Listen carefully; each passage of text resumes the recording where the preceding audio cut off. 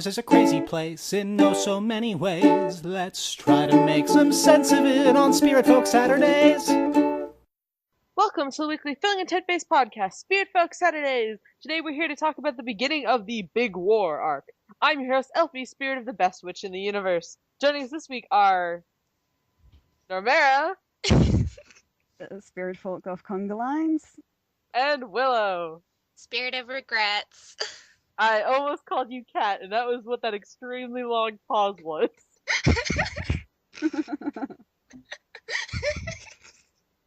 So yeah, just ignore me. Also, the episode this week's podcast title is already decided. It's going to be called "Full Shenanigans." Yes, I Yep. am 100% behind this. That line was great. That is the best line. Definitely. That and Marcus's conga line for peace. I love Indian so much. Like, her whole speech about doing this for the sake of ruining history. Like, that is brilliant. That is wonderful. I love you, Indian. Thank She you. is very great. She is. It's amazing at how apathetic she can be, and I admire her for just living to screw with people. And also, when Gregor was like, you should go find your friends, and she's just like, Yes, Indian freezes. Before we get into, like, actually discussing this episode or the two episodes before it, which we probably should do at some point, I did have, like, a little, like, mini thing I talked about in Skype last night, because the episode was really good because it subverted my expectations in a really good way. Like, we went in and I thought it was going to be kind of the episode where everyone talks and nothing happens. Like, maybe they come up with a plan, but it's like the thinnest of plans and then they just wing it. But no, there was humor, there was character development, there was insight into recent events, there were planning, decision making, there was speculation, there was intrigue. Like, it's so good, especially compared to everything we complain about in the process of Gods Are Gone, like episodes that just didn't do anything. Like, this episode is so good. So good. This is how you do an episode in one spot. Yeah. Like, they didn't go anywhere. And, like, it's so good. Well, you could argue they did go somewhere a little bit, because at the beginning Marcus was still at the top of the rise. Yeah, but it's not like they moved from location to location for the exact purpose of establishing an event. Like, in Gods Are Gone, every time anything happened, it was, okay, we're in this place, we're gonna say, like, 5 lines, we're gonna go somewhere else. Like, but this was, let's sit down, let's plan.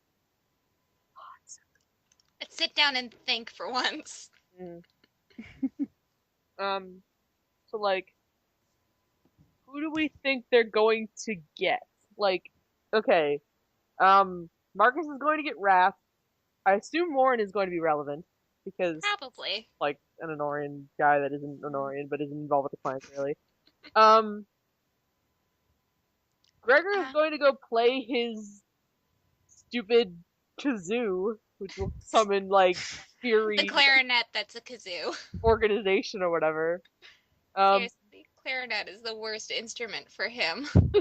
Colvin is going to go send a message, whatever that means in this exact context.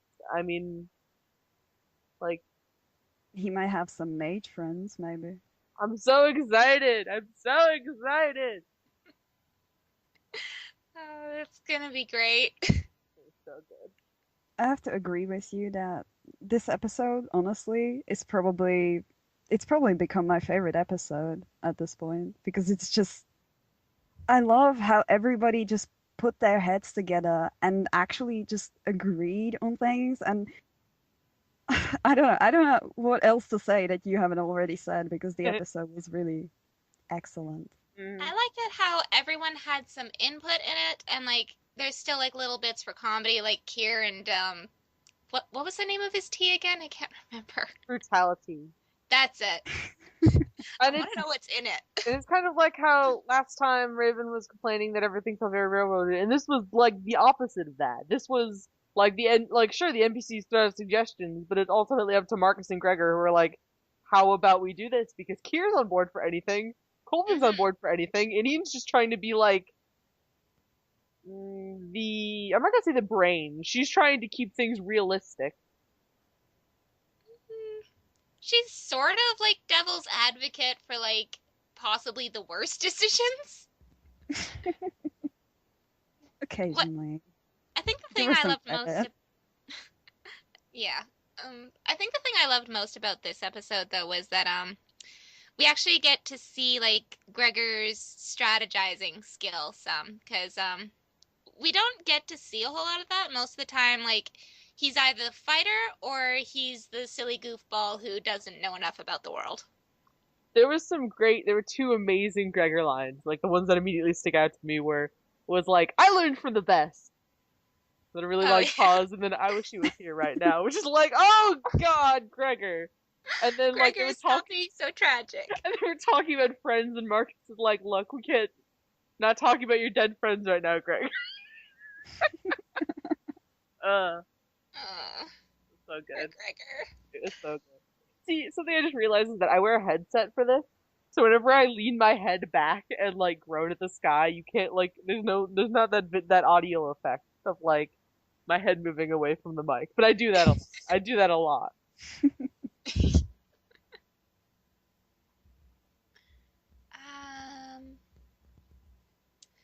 And can we talk about like previous episode now? Because like Oh yeah, Jin, go for it. Jin, I regret trusting Jin. I don't I don't trust him anymore. see. I'm in this weird place where I'm not going to say that I don't trust Jin because I do think his ideas are like I do think he's trying to do what is best for his people, but he's going about it in an untrustworthy way. Like to put my thoughts into like the most oddest way to put them is like I trust Jin, I don't trust the mask he gave F. Why did he not tell her what it does? She directly asked him what it does. And then he Because just tells her that God's blood is like super valuable. It's like, okay, what? No, ask what it does, please. he did like he made a promise to Ash or something. I think he said specifically that he wouldn't lie to her, but I think he just That doesn't gets mean around he has that. to tell all the Did truth. he? Yeah, he gets around that all the time by either saying not the whole truth or not explaining anything at all. So Flowery prose. I regret everything. I'm still not sure what to think about Zin, honestly. I'm in two minds. I mean, he seems like he's giving a lot of his own thoughts to Ash and kind of manipulating her a little teensy tiny bit. And I don't like that. that kind of goes with what Inian said, where she's like, "That seemed really brainwashed, right? Right?" But Yeah, I like, was thinking about that last night. Like, Horvin said that Jin didn't put any magic into the mask, but what if he just said that so that Ash would let her guard down? And what if like there actually is some kind of magic in the mask that sort of makes her a little more willing to follow along with whatever Jin's doing?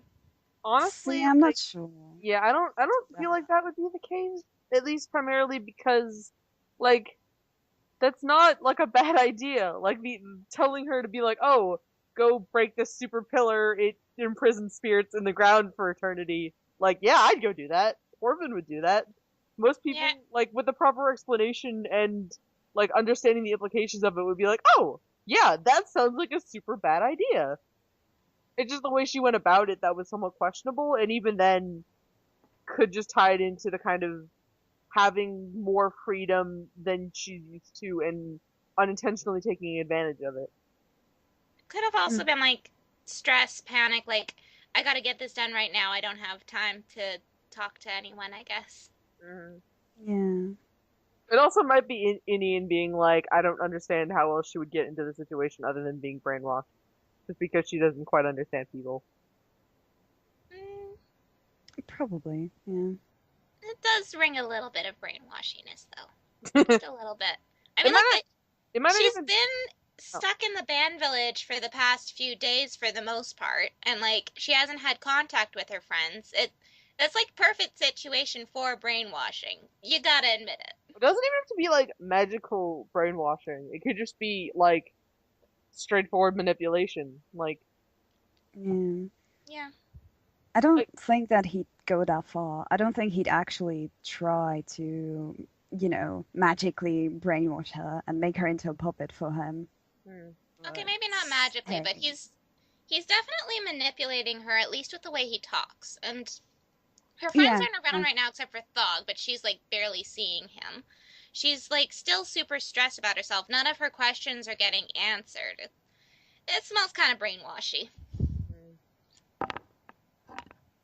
And now we kind of have like some speculation as to what a mask infused with Ichor, however the fuck you choose to say it, does. Like the one I really like is I think Draco suggested is like werewolfism, kind of.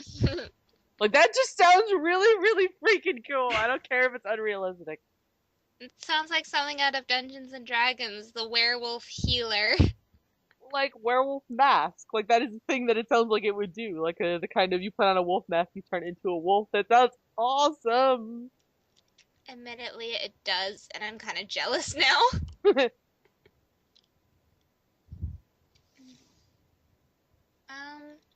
I think that's a better case scenario. Sorry. Go for it. I was just thinking, like, in the description, Jay said that the mask turned red and when Jin dropped the blood on it, or am I misremembering? Oh, it turned. There's a very specific word. It wasn't like it was like vibrant or something. Crimson, I think he called it. I can't It wasn't remember. a specific shade. It wasn't a specific shade. I remember that. It was like vibrant or lively or something. Like a very specific word. I can't remember what exactly said, but I got the impression of red from that description. If anyone wants to give me like a minute, I will see if I can find it. Yeah, go on. Sure. It's I landed exactly on the line. It's robust. That is Robust, magic. which is like strong and healthy, vigorous. I guess I always just associate the word robust with red for some reason. I don't know, it seems to fit more.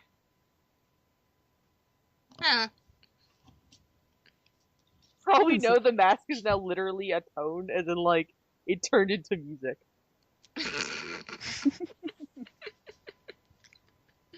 The musical mask.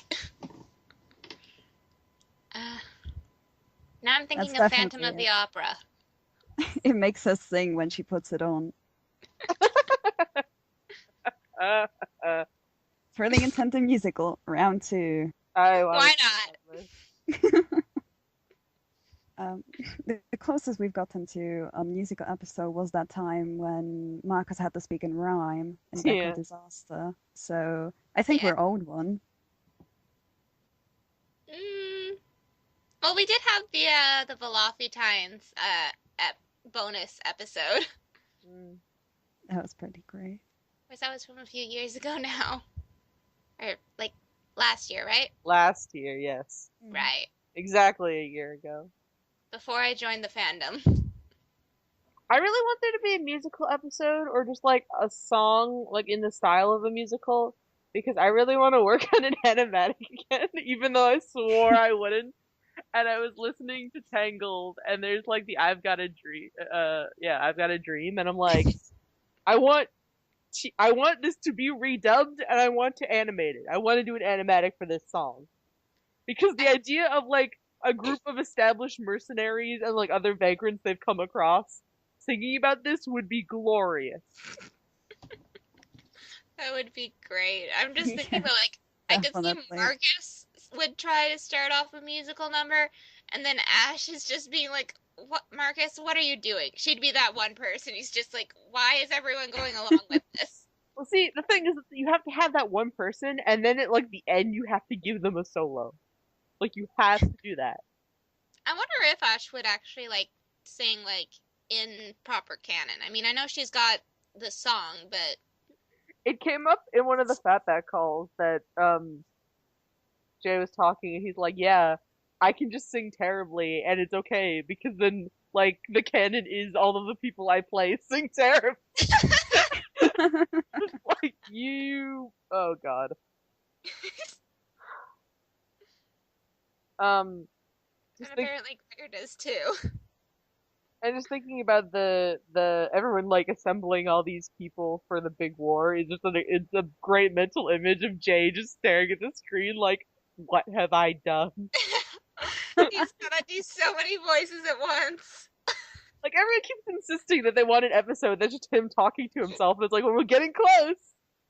We've had some episodes that were mostly just him talking to himself. Or at least a good portion of them were him talking to himself. Or Colvining at himself. I've got a feel for him. A little. Oh yeah, it was talked about in chat. If the big war happens and like the two sides end up meeting, just Marcus pulls out the obsidian fife and everyone stops. It's like the Scottish and the bagpipes. They scared people off with them. It's a solution, isn't it? It is a solution. But I'm not sure if it's the best solution. Like, I would honestly be surprised if he didn't like tackle him, take the fife, and break it over her knee. Like, but it's made of obsidian. Would she? Actually, wait. She's a mage. She could probably find a way to do that. well, I like the idea of her trying and then just like doubling over in pain. Like, what is this stupid I broke my thing? kneecap. Oh, and I think someone said at one point like Gregor takes a fight from Marcus and tries to call Fury's organization, and everyone's just doubled over in pain because he keeps trying to do an E.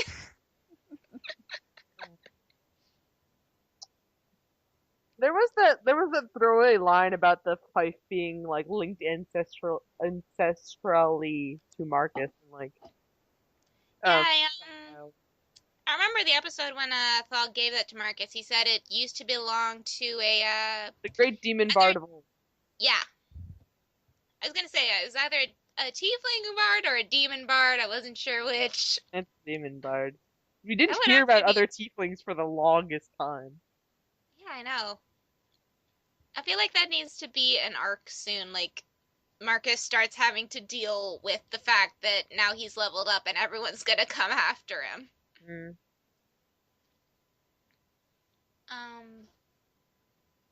I forgot what I was gonna say. Glad to see I'm not the only one. My memory is terrible. I think I wanted to mention that I'd really like to see Fury again. She's so cute. It would be awesome to see Fury again. She's so cute, and she is. I'm jealous of her outfit. I keep calling her like a walking bag of questions, and that's kind of just what she is. Because everything she says, like, might answer a question, but give like 5 more in return. Yeah. I love about her. Like she knew who the Outriders were. Why? How did Tell us about the Outriders. She's like, brand of monster slayers. It was a very interesting way that she responded to that question. And what's her stupid organization? You know, I would laugh so hard if that was the organization that was in charge of Z-Wing.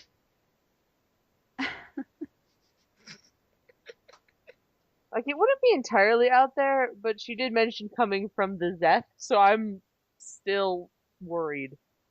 That's true. I'm still very worried. Oh, yeah, that's true. I wonder why. No, go ahead. I was gonna say, just for some reason, whenever I imagine, like,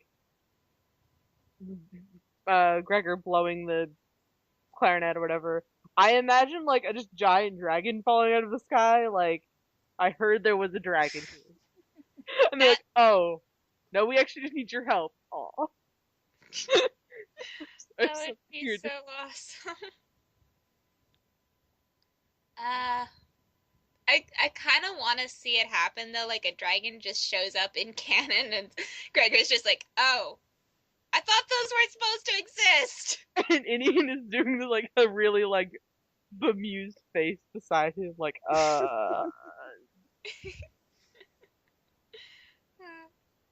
Messing with characters is fun. Mm-hmm.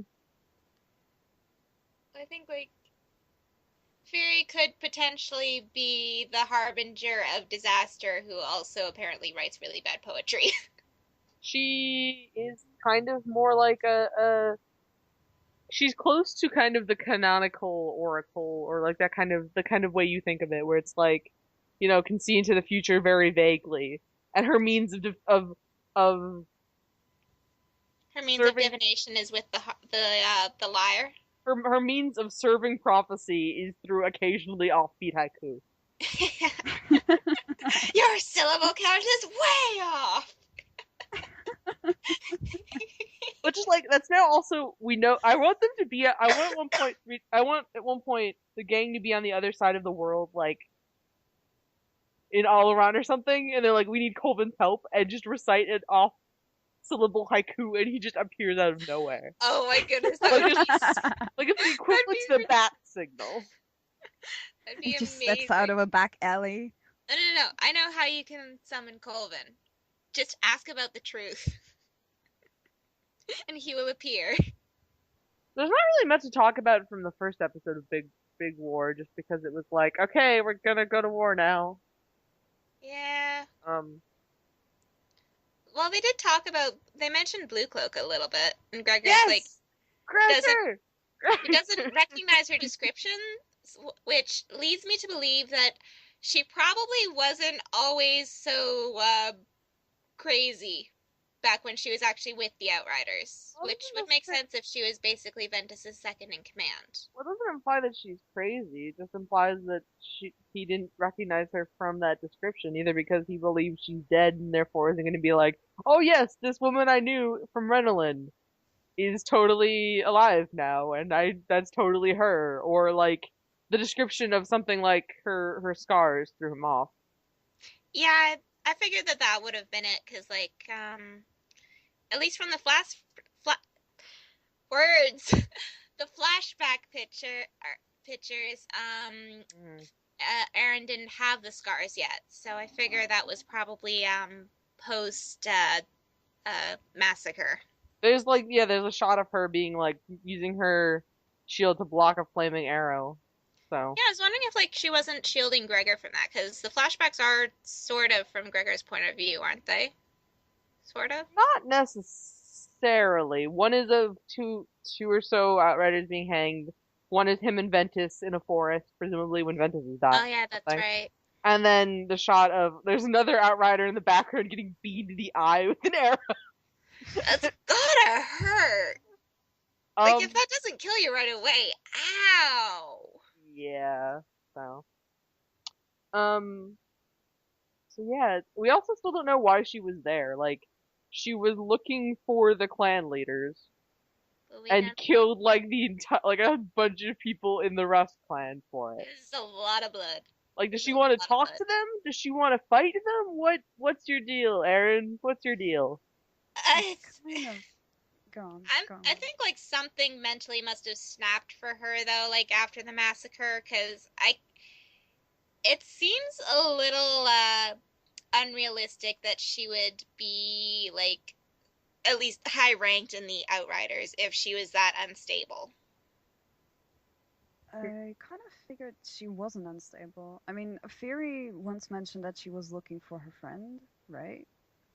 And I mean, if they were working together, and if Fury is working with the Zeth and with Nan, then maybe they sent Aaron to just murder the clan leaders to get them out of the way. It's probably a far-fetched theory, but that's kind of what immediately came to my mind. Fury is very much a painful pacifist.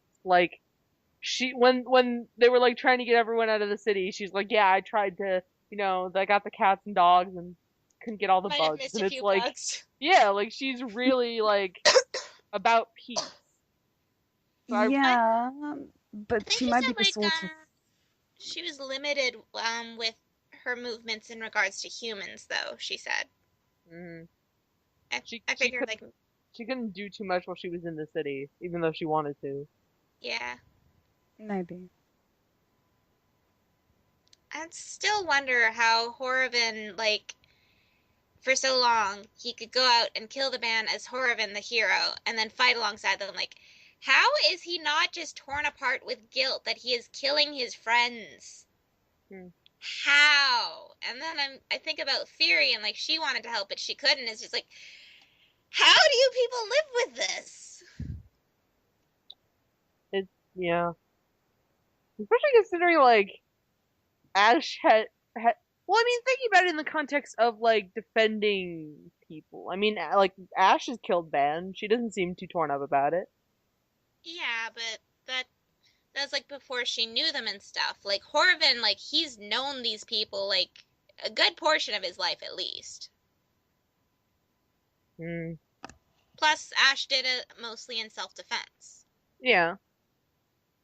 In that same kind of regard, Horvin is doing it for the purpose of defense. Like, even, like, knowing the way that Honorant works, where it's like, you can pick sides, you can be part of a clan, but you're still going to go after, like, your own truth and your own belief. So I feel like there's that kind of understanding that even if you're not necessarily always going to be, like, you're not always going to be on the same side. Maybe. Maybe. Though that does actually remind me, what Jin said about Alban and Relban being part of Horvin's faction. That kind of makes me wonder a little bit. Like, they're so murder happy. Like, what's the deal there with Horvin? That also reminds me of, like, he's like, do you know the thing with the Norian names? And Ash is like, no. And it's like, Ash, you learned this. We went over this. I think, like, she probably, either she forgot or she's looking for, like, an actual explanation from Jin for once. Probably. It's kind of interesting, though, to learn those two bands' backstory. Like, thus far, they have been nameless, faceless characters, quite literally. Yeah, that's because they don't, like, talk. Yeah, but they're, like, also faceless because they wear masks, and it's just like, we get that they are being oppressed to a degree, and they're fighting back against this, and they're also causing a lot of trouble. We're seeing plenty of reasons now to sympathize with the Honorians, but we're not seeing a whole lot of reasons to sympathize with the band outside of what's been told to us. Like, even when, like, the band were doing a bunch of fighting and stuff, it was kind of understandable why they were doing it. Like, you know, defending a spirit, maybe not the best thing, but it's still, like, you know, should... Yeah, but again, they were still doing stuff like they'd go out and attack places with no reason as far as we've learned, outside of the protecting the Spiritfolk thing, and like they were out attacking the mercenaries when they were just off looking for stuff. Like, I don't know if the band could have known what they were looking for, but like, I don't know, it's just, I lost my train of thought. Basically, there's lots of conflict, both inner and outer. Why can't everyone be friends? Yeah. And then we have, like, the main group who are going to make the 5th secret clan. Super secret 5th clan. Amazing. This is like, if all the other, like, this reminds me of a comic I wanted to do at one point, but this is just like, all the other clans are like fire, water, earth, air, and then the 5th clan is heart. It works too.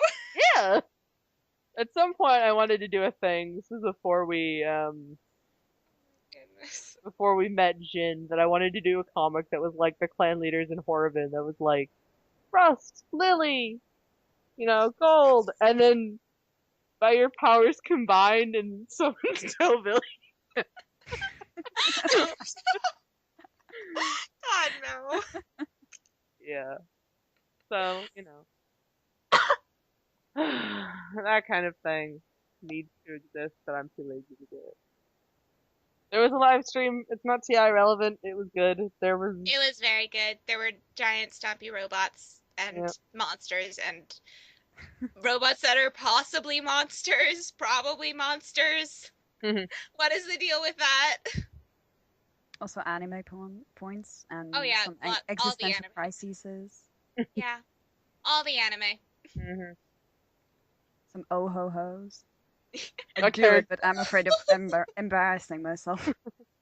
a character died for once in like an ultimate twist of humor. Yeah, all by virtue of Jackson's power suddenly going out at the perfect moment. It was really the perfect moment, yeah. That was amazing.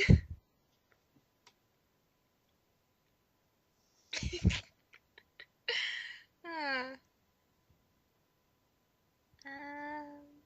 Um, do we have any theories, headcanons they use, any of that we want to talk about? I'm still wondering how the clans are supposed to get to the ban. I mean, like, the ban could just theoretically hide out on the other side of the pond for, like, indefinitely. Yeah, that's true. Horvin did mention once that there was like other ways to get to the village. So I assume that it actually does have like a physical location and the pond is just the most direct portal.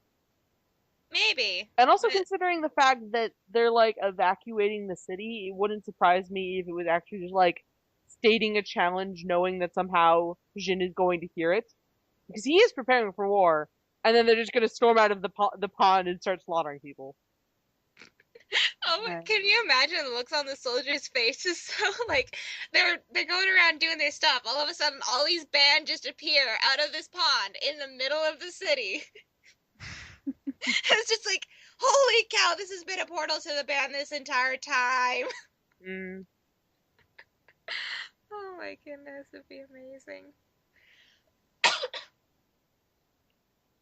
Pardon my dying. I keep thinking back to that quote where Jin found in the pond in like the reflection of the moon or whatever stupid thing. And Yeah. I keep wondering, is that literal? Like my actual go-to instinct is like Jin fell in love with the moon spirit or something.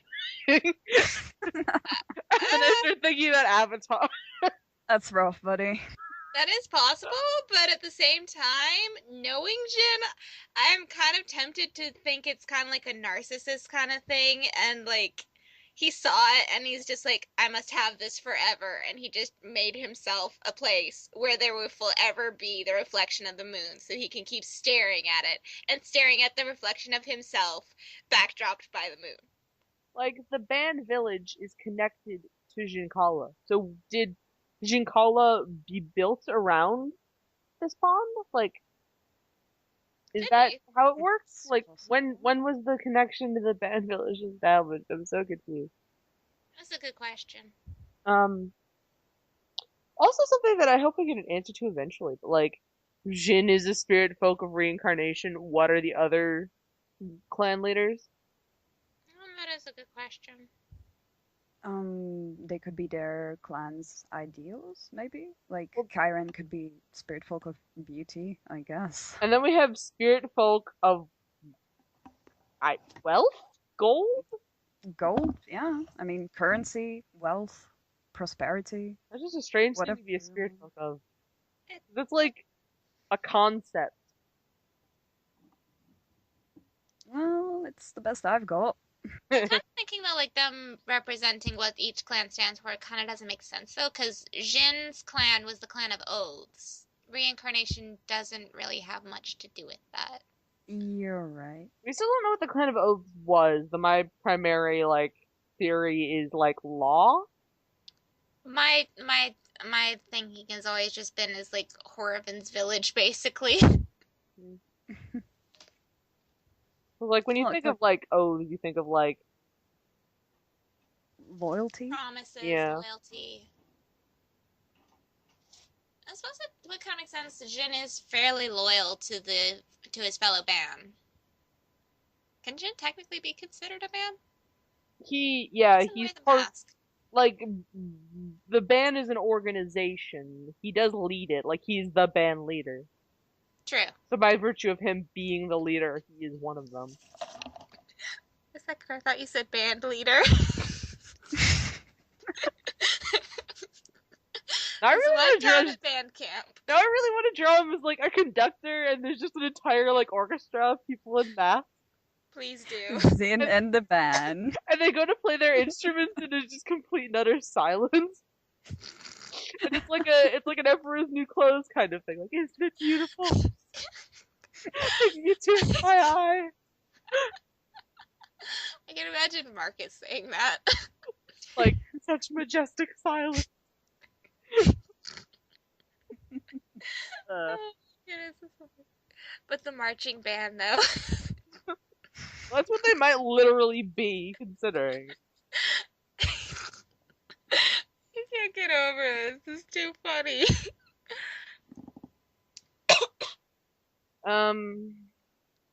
What else? What else? There's something else I was gonna say, and then we got distracted. Sorry. Maybe about Zaletta being in the band. Yes! Where is my precious ninja child? Where is the ninja? Like, seriously, it's been like a day since he went through. What happened? Damn it, Jay, you Did he promised. get kidnapped? Like, Jin did have that like throwaway line about we're going to have a lot of visitors soon. And of course, he has to go straight to the baths. Of course. There was also a theory from someone in chat, and I like it as like I guess I would call it an oracle theory because it doesn't seem like 100% likely, but there's that possibility of the boar masked band that was chilling with Jin being like Zeke or something, considering like how angry they kept getting. Maybe, but at the same time, how would Zeke have got there so fast? The pond. Maybe. I don't know. I just keep thinking, though, like, Salvetta, like, what if he got ninja napped? I can't believe you just used that word like it was a real word.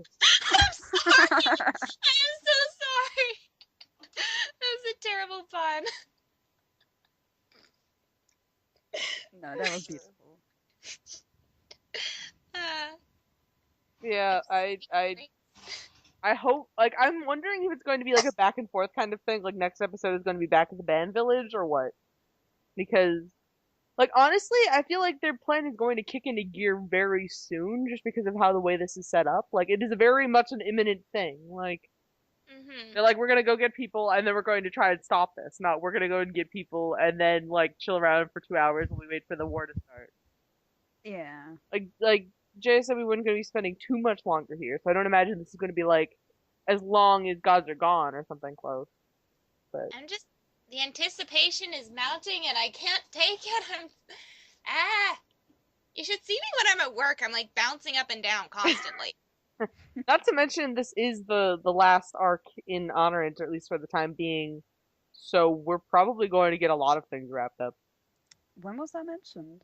I said it during the stream, I think. Jay said that this is our last arc in Honorant. Must have missed it. Will Ash and Gregor finally talk? See, I need to check something really quick because this is something I was thinking about, and now I'm thinking about it again, and it's like, wait a minute. I was gonna say that, 1, 2, 3, 4, okay. So I was gonna say that if they'd done 3 arcs, you could easily just divide the arcs in Honorant into the clans, and now we have 5 arcs, and there's the 5th secret clan. So in a way, works. Yeah, like Romance is gold, Gods are gone is Lily, everything on fire is rust, Liquor and Spirits is oaths, Big War is whatever the fuck they end up calling the fifth clan. If they call it Marcus Falafi's conga line for peace, I will be so happy. Me too. It's too funny to not be a thing. What a name, what a name. I'm just surprised that Indian was behind it. She is like, I love it. Course. I love it because you think about it and you're like, why would Indian be behind it? But that's perfect reasoning. It's such an Indian reason. It's like, yes, of course, I'm gonna do this just to make all the future historians embarrassed. Like, it might be a lot of effort on my part, but it's gonna damn a bunch of other people's lives. Might as well. Yeah, it's perfect Indian reasoning. let us take a moment to appreciate Jay's solid characterization Oh because my god. I'm just constantly I am surprised at how solid it appreciating. is. It's great. During the fatback call, Kat mentioned what you said, I think on the last podcast, where Indian has like a talk with Gregor about friendship and like how she doesn't understand people, like she doesn't understand friends if they're not in front of her, kind of thing. Hmm. And like Kat mentioned that in Indian's relationship with Ash, and Jay was like, "Yes, exactly." So I'm so excited for them to talk. I'm so excited. You just want more ashy and fuel, don't you? Yes? Why wouldn't I? I don't know. Even like by this point I'm just kind of resigned that I'm going to have to wait for like Zelvetta. I'm more excited for Ash and Indian talking than that. Hmm. Just because I know like the two times previously that they've had talks were so good. Oh my god. Though, granted, the first one they fought a bunch first and Like wrecked the park permanently. well, I mean like the first one was the time in the closet. The first time was like Oh yeah, they that's hated true. each other. The second time was so good because it shows such a clear understanding of how Indian feels about Ash. And it's so good. And we still don't get any answers about Indian's mysterious past. She did suggest assassination, which kind of fits in with what Jay said in the Valentine screen, which was like she probably killed someone super important, and that's why she's on the run forever. Yeah, probably. And she mentioned coming up with a new name and living with it forever. So Yeah, I Yeah. think Indian's probably not even her real name. in an email I asked if she had a last name, or someone asked for me if she had a last name, and Jay's response was something like she doesn't, but she might have once, or something like that. Hmm. God. Wonder who she killed. Someone in Caravia, maybe? I don't know if she's Caribbean. Like, that's one of those things I'm always very questioning. Oh, yeah, I was just suggesting, like, maybe someone there. Like, Because it's implied that she's either gone outside the Free Isles a lot, or she's just straight up from outside the Free Isles. Hmm. Um, What if she killed someone in Tannhauser though? see, I feel like she'd know more about Marcus then, because the, like, tieflings and Asimar are, like, part of the culture there. True. And she says a tiefling. Yeah. What's the other thing She's where, the like, only one who calls him Tiefling. It's weird. And then Zeke calls him a bicorn. there was something I was going to say in relation to Marcus or Inian or Ash. I don't know what it is anymore. Oh my god. maybe the talk that Marcus and Ash had? No. I'll have to just wait and think and hope it comes back to me. Oh! It was because you mentioned Ashton and that me and Wolf were talking. I was not talking with Willow about this. She's in the call. Um, and we're both like really certain that it really, really does come across that Kier has like an enormous crush on Marcus and it's adorable. Mm, could be, but I think someone on Tumblr posted a theory that Kira's autistic, so it could just be his way of showing general affection. Like, uh, I don't know how to explain it. Like when I was a little kid, there was this one girl in my class. She was like really super pretty, and I really admired her. And so my way of showing affection a lot when I was a kid was I'd run up and hug people, and I do that a lot. And I'd also say I love you because like I grew up in a house we say I love you a lot. And I guess it kind of probably came off as weird to everyone else. I mean, both could be true. Good, Yeah. true, yeah. So, anything else you wanna talk about? Anything? Um, Oh, that's another good headcanon for Kier. Like 100% coy romantic. Like 100%. yeah, I could see that. For anyone who doesn't know what coy romantic means, it basically means like unable to differentiate between friendship and romantic feelings. platonic Would and that, romantic attraction. would that mean that he has sort of crushes on Ash and Gregor too then? I mean, he said that there's the first Valentine's stream was basically he would go on a date with anyone who asked him, but like that's not really how being coy romantic works. Like you figure that you have stronger feelings for some people, and you're like, is this romantic? I don't think so. Probably not. Like there's people like if you're heterosexual, you're not automatically attracted to every one of the like if you're female, you're not automatically attracted to every man you see. Like Yeah. there's to an extent where you're like, you know, my feelings for this person are slightly different. That might be like something resembling romantic attraction. I'm not sure. Or there's just people where you're like, I don't know, I don't think I would date them. Like, that's weird. Yeah. And then there's the ones that you just downright hate. Oh yeah. But everyone has. Yeah. Oh. I interpreted that when Jay said that about Kit. I just kind of interpreted that as him thinking that a date is just like a friend hangout and him being our ace. But maybe that's just me projecting. I don't know. It could also have just been like, cause back then was still when Kier is like super new to like other people in general. So at the same time, it could have been him like wanting to get more interactions with people so he could fill in more Yeah. chapters on the relationship book. That's in general what I meant. Alright, then, predictions for next episode. Probably more Ash. Hopefully Zelvetta, cause dang it, Elfy, now you got me wanting to see him. Aha! Like, I don't have an expectation, honestly. I'm hoping for more of the band stuff, or the people being assembled into, like, whatever outrageous fifth plan is going to end up looking like. Mm. Or like everything comes to a head, and then we get to see like the crazy super secret fifth clan. Yeah. Oh yeah, that reminds me. The title card was so cool. Oh my god, it's so yes, awesome. It was. Like you see the first one, you're like, man, that's super neat. You see the second one, you're like, oh my god, that's super neat.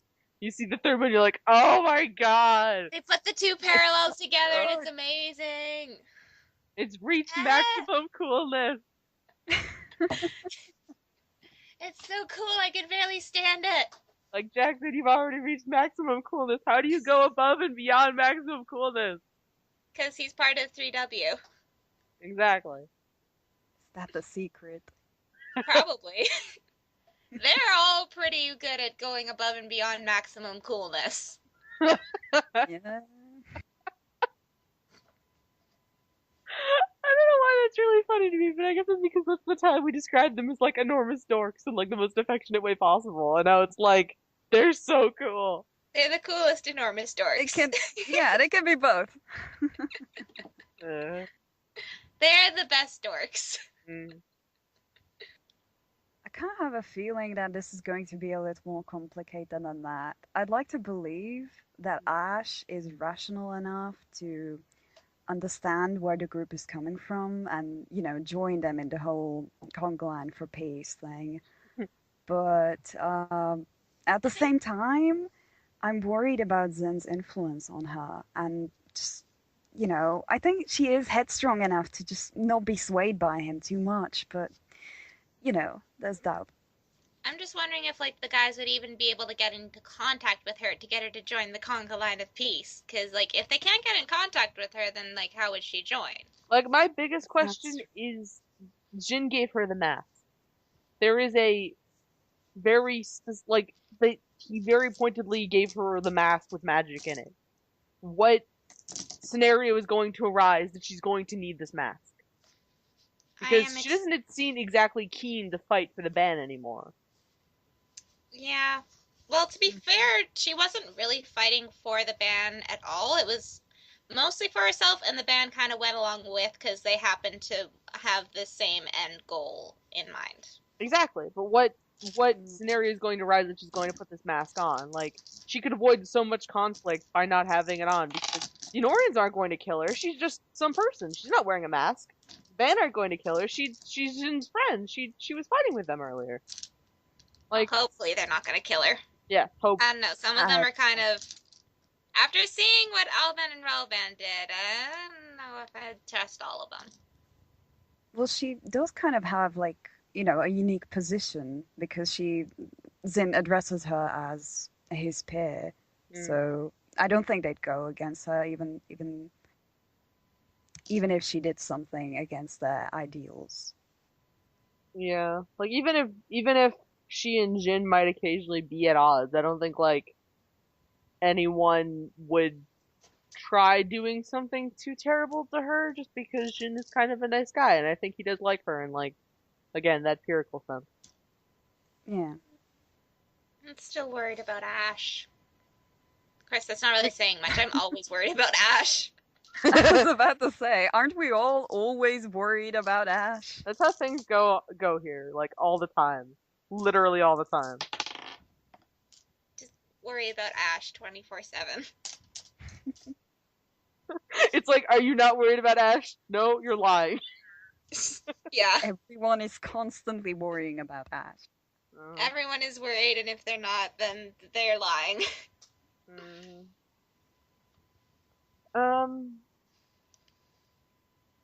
Well, I mean, since Zelveta is in a band village, technically he could carry the message back. Like, he could find out that Ash is there and then go back to the group, and Gregor would obviously just tell him about the plan. I think I don't know Marcus probably already knows that Ash is there. I mean, where else would she go at this point? It wouldn't surprise me by this point if, like, when we do get to see Zelveta again, it will be like he's returned from the band village. We don't know what happened there. And then Gregor's like, hey, we're gonna go fight a war. Do you want to go with us? What do you think? How do you think he'll react? Yeah? Well, You think last time. And I'm going to be sitting in the corner seething. Why would you be seething, Elfy? Because we would get no answers. Ah, yes. Well, that's kind of par for the course at this point. It's also really funny because when Inian mentioned assassination, I was like, gee, if only there was an assassin you knew who'd offered his services before. Yeah. Where would you find someone like that? I don't know, Elfie. There's no one like that in the series.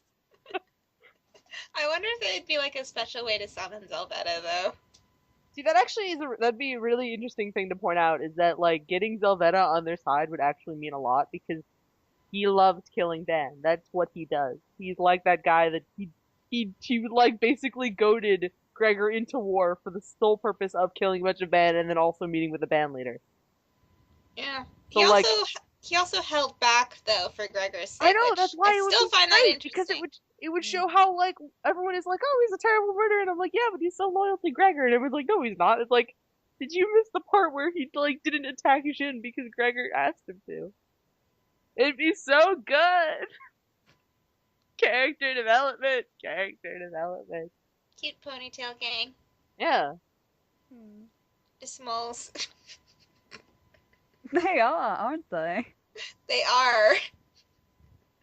If only we should get Inian's hair into a ponytail. Yeah, I was gonna say, if only she wore a ponytail. she's shorter than Zelveta. Like, she is? Oh yeah, she is. Because Gregor and Zelveta are, like, exactly the same height, or almost exactly the same height, and Inian is, like, an inch shorter than Gregor. I almost called Inian Elfy. Inian is, like, literally the shortest person in the series, char off the side. Basically, yeah. Last time you were a murder ninja, now you're a witch. I have the name Zelfie in my Skype name. How do you make this mistake? I don't know. Like, my icon is a picture of Zelveta. The name Zelfie is in my Skype name. Yeah, I don't know. I wasn't paying attention. I almost said healthy. You talk about Inian too much. Not that I'm actually complaining. I'm a dirt. I haven't actually been talking about her that much just because I've been on a huge Zelveta kick. But yeah, okay. Well, you did make the picture of her last night. Yes, because she's so freaking cute. Oh my god, I love her.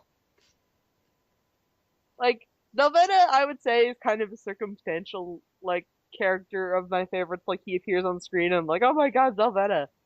But Idiot just, like, exists in, like, space. And I'm like, yes, Idiot is the best. Yes, I saw that tweet. Yeah. If you'd like to listen to more episodes of the podcast, you can find us at spiritfolksaturdays.tumblr.com. If you want to join the TI Skype chat, feel free to shoot us an ask with your Skype name. We'd be happy to have you. Thanks for listening. We'll see everybody next week.